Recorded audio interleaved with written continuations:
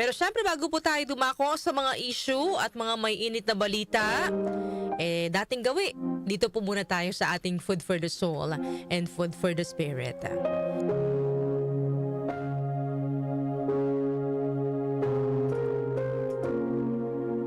Isang araw, nagtungo sa pet shop ang isang batang lalaki para bumili ng tuta.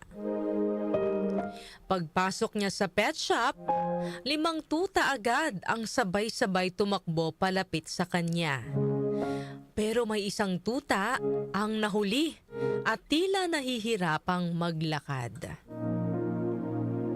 Napatanong ang bata sa may-ari ng pet shop, ano po ang nangyari sa tutang iyon? Sumagot naman ang may-ari ng pet shop, ipinanganak yan na may problema sa kanyang balakang, kaya kahit kailan na hindi na siya makakalakad ng maayos. Tumango naman ang bata at saka nagsalita. Sige po, yung tutang yon na lang ang bibilhin ko. Nagtaka naman ang may-ari ng pet shop. Sigurado ka ba na yung tuta na yan ang gusto mo? Kahit kailan ay hindi niyan kayang makipaghabulan sa'yo. Maya-maya lang ay yumuko ang bata at dahan-dahang inangat ang laylayan ng suot niyang pantalon at ipinakita ang kanyang binti na may brace na bakal. Okay lang po sa akin kahit hindi siya magaling tumakbo.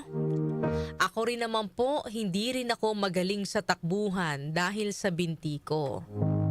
Kailangan po ng tuta na iyan ng makakaunawa sa kanya.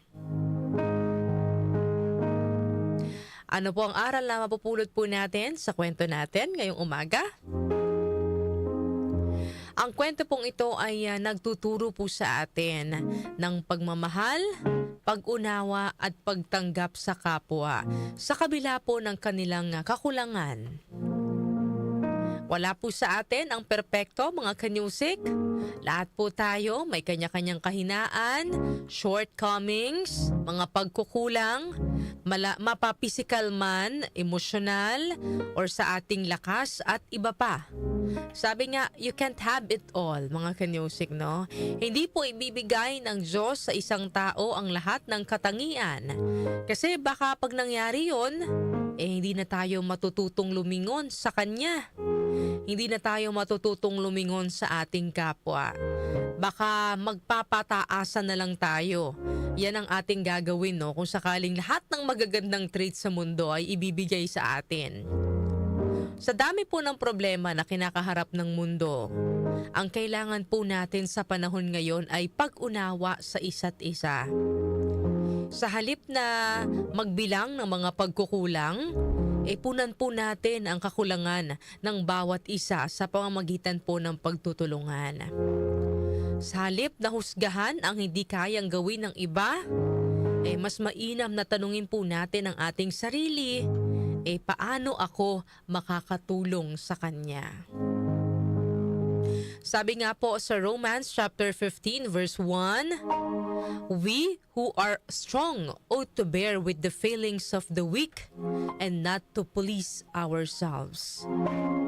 Sa kwento, hindi po pinili ng bata ang tuta dahil ito ang pinakamaliksi or pinakamasayang kalaro, no? Pinili niya po ito dahil alam niya kung ano ang pakiramdam ng may kahinaan. Hindi niya po inisip ang sarili niyang kasiyahan, kundi kung sino ang mas nangangailangan ng pag-aaruga. Ganyan din po yung paalala sa atin, mga kanyusik, ng atin pong Bible verse ngayong umaga, no? Na kung mas malakas ka, physical man, emosyonal o sa buhay, may responsibilidad kang umunawa at tumulong at hindi manghusga. Ayan po ang ating Food for the Soul and Food for the Spirit ngayong araw po ng Tuesday.